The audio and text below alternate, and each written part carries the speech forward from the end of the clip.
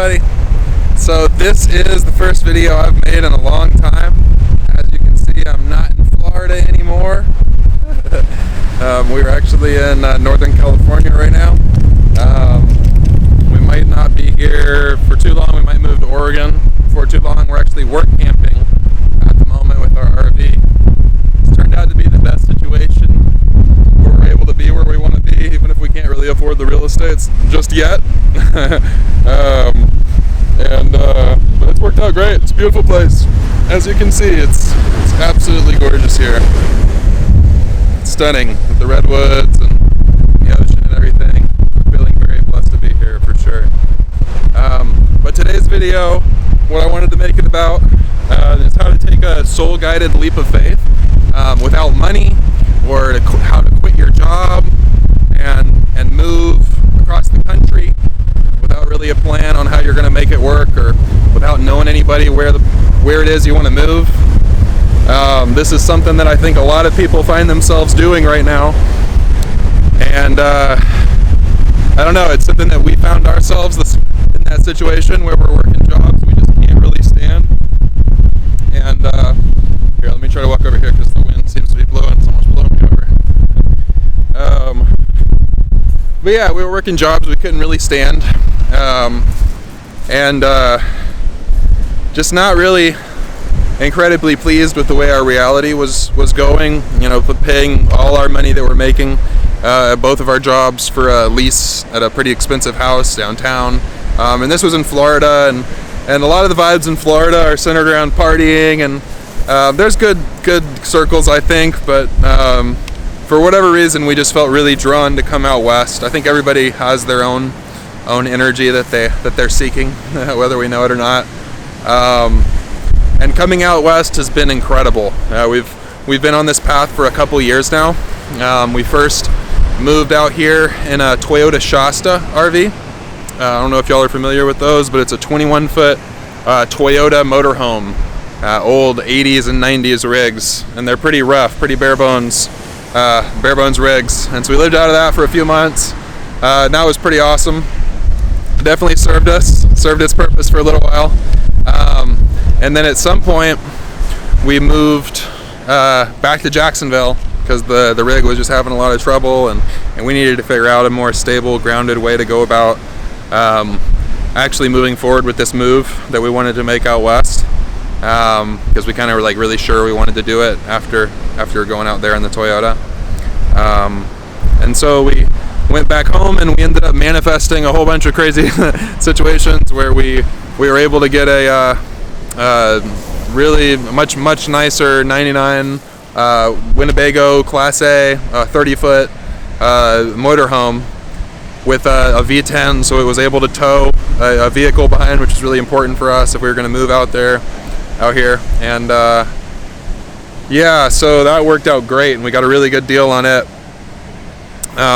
And then we worked a little while in Jacksonville, and dealt with that for a little while longer, which, you know, it was hard for us to be there at all, to be honest, just because the vibration was so dissonant with where we were trying to be. All of our friends and our family and everybody really judges us, doesn't really understand. It's not their fault, you know, it's the way they were raised. You know, it's just the way our society is today for most people. That's why we got to make these videos, though, you know. help everybody wake up as much as we all can. But yeah, anyways, I'm getting off track. But but basically we moved out here. We first moved to Texas for a little while and worked on a ranch out there, and then we were in Arizona for a while.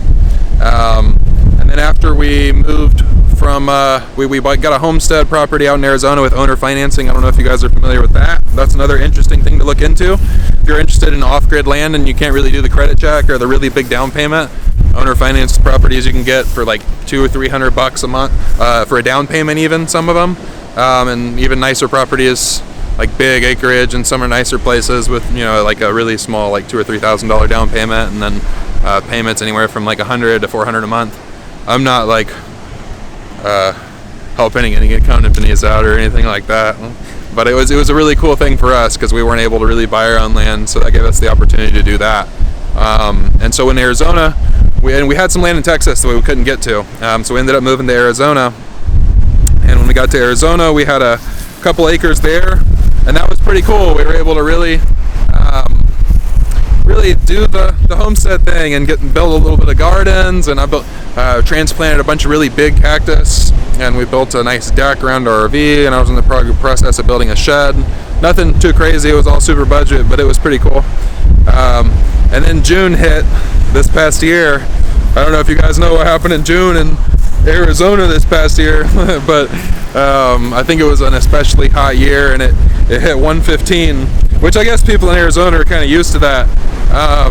But for us, it was definitely a lot, because we're used to heat with coming from Florida, but 115 is definitely a lot hotter than it gets in Florida, for sure. So that was hard to deal with, especially being in the RV and being off grid, because we didn't really have AC to plug, like a powerful enough power source to be able to plug the AC into.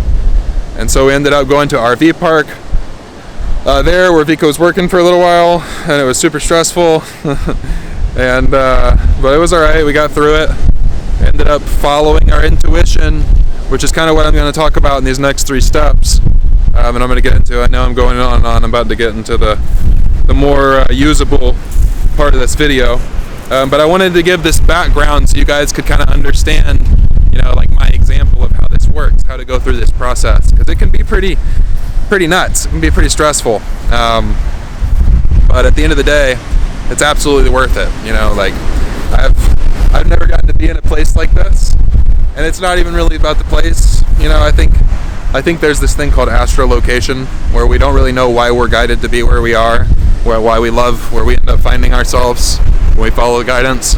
But astrolocation is this concept of that our astrology changes, where our most ideal experience of life changes as we evolve and grow up.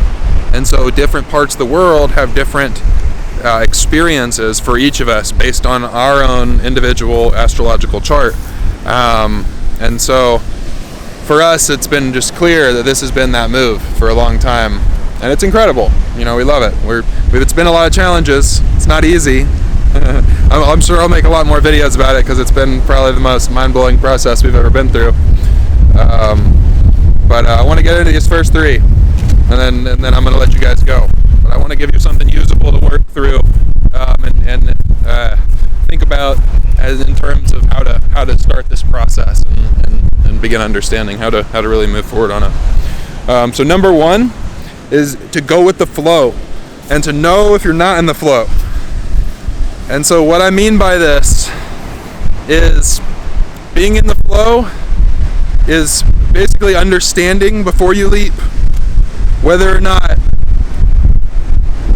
you are following your spirit's true alignment and your spirit's true desire, or you're following the other side, which would be the human brain, our attachments, the things we think we want that we don't really want. And the reason why most people never really find happiness, or at least a lot of people in this world today, it's because they go in circles looking for one thing, and then they get there, and then they realize they didn't really want it. They thought they wanted it the whole time, or maybe they did, but they don't want it anymore. And then they go running on to the next thing and running on to the next thing.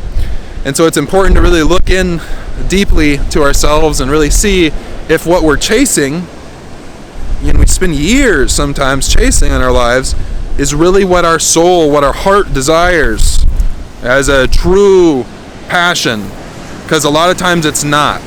And what I see with a lot of people that I talk to, and a lot of people that I help coach and help understand their awakening process, is that they're dealing with this thing where they think they want something that they don't actually want, and you can't really argue with them because they think they want it. And it doesn't matter if I feel like, no, I can feel their energy, and that there's this strong pull within them to do something more, but they don't think it's there. Certain people sometimes.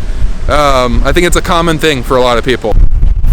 So number 2 is, after you've confirmed that where your intentions and your desires and your attachments are coming from is pure and coming from the soul, you're then, as long as you feel it and you know that you've been intelligent thing, and the steps are being somewhat laid out. I mean, they don't have to be all the way that laid out, but they probably should be a little bit laid out. But you're finding yourself being kind of pulled and pushed into this new space, this new place that is scary and unknown, but exciting, and you feels good, but it's scary because the maybe the 3-day situation isn't so well figured out, how survival is going to work and all that kind of stuff. So when you feel that way, though, when it seems pretty clear, and you've gone back and forth with yourself for a while, and it seems clear, take the opportunity. Don't wait around. I mean, take an opportunity. Don't wait. Don't just run out without an opportunity. I think opportunities pop up. A lot of times they're during the full moon or the new moon. Not always for sure. But that's a common pattern. But the opportunities pop up for each of us, depending on each of our development path and where we're at, and the timing and everything. And so when you feel that timing, like I could go, I could do it. This could work. I see it. I see the path. It makes sense. When you're there, do it. If you've got the foundation of understanding that where you're wanting to go is based on a soul-guided perspective, that it's grounded in deep truth and understanding of, not grounded in deep truth, but grounded in your spirit. All the things that I was talking about in step 1. If you went through step 1, it looks good, then go for it. Alright guys, I'm back. Sorry, the camera is messing up. Alright. But number 3. So number 3, guys. Number 3 is pretty basic. You probably heard it before. It's learn how to be a positive person. And this is a lot deeper than I think most people really realize what I mean by being a positive person. A positive person is someone that's, I may not, what a lot of people mean by it may not be exactly what I'm meaning by it. What I'm referring to is like the monk-like state, where everything that happens, no matter what it is, can be perceived as positive. When you take these leaps of faith, what happens is, a lot of times, I think for a lot of people, the universe takes us through the experience of learning that we don't know shit. And this is where you get the monk philosophy, the Buddhist philosophy, or the monk philosophy of I know not. And so this awakening path really takes you there quick. It's designed to take you to enlightenment, I think, pretty as quickly as it can, as much as the earth will allow, as much as our collective will allow. And so, I know not is an important thing to know, because until you know not, you think you know.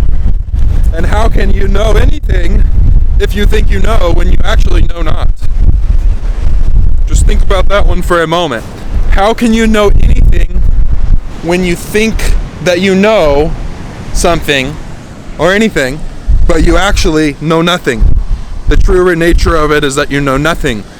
And so we think we know things because we're here in this little time-space reality here, in this place where we have this language and this culture and this understanding of things. But in the grand scheme of time and space, we know nothing. For all we know, Elon Musk is right, and this is all a grand illusion. I don't think that's what it is. I think you could see it that way if you'd like to, but I think it's an organic, definitely an organic thing. The universe is a living thing. I think that's my perspective, at least.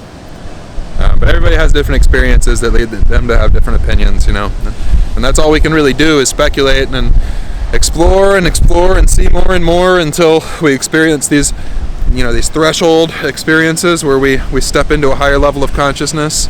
And that's really what this experience of jumping off the bridge, or not jumping off the bridge, but taking that leap of faith, jumping off the cliff when spirit guides you to, and trusting that even though you're jumping off the cliff, there's going to be a magical net to catch you. And that doesn't mean you just count on it. It doesn't mean that you just wait for something to catch you. It's trusting that you will be guided in a new way, and you will evolve, and you will be open to new things that you were not aware of or readily able to perceive of when trying to plan this leap that you're trying to make. And so you have to make the leap to get into the situation to really be able to see how it's going to work. You can't see it before you make the leap. It's just how it works. You got to get down there to see what it looks like. And so that's the nature of this thing we're talking about here.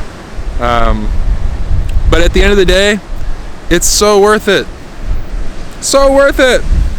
There's challenges. I'm not there yet. I'm not wealthy the way I would like to be. I mean, we're still pretty much on a budget. That's pretty tight. But we've figured out these few little. It really is a few things. It takes a while to integrate them. But these few little adjustments that we're able to make to our perspective on how life works and what reality is, whether it's fixed or flexible, these kind of concepts, duality, that kind of thing. I'm going to make videos about all this stuff. But we've been able to really dive into these understandings and heal, I think, a lot of the trauma that we and a lot of the rest of the collective carries.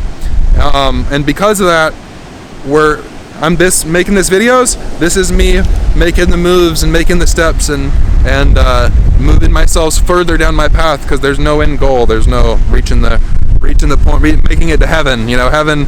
I think there's greater and greater degrees of heaven, all the way, well beyond what we can even begin to fathom. But anyways, guys, I'm gonna let you go. Just look at the beautiful ocean one moment before we go here. California sunset. Being from the East Coast, having rocks in the water and rocks on the beach like this trips me out, man. All right, you guys. Y'all have a great rest of your day, evening, morning, and I will see you guys next time. More videos coming soon. Thanks. Bye.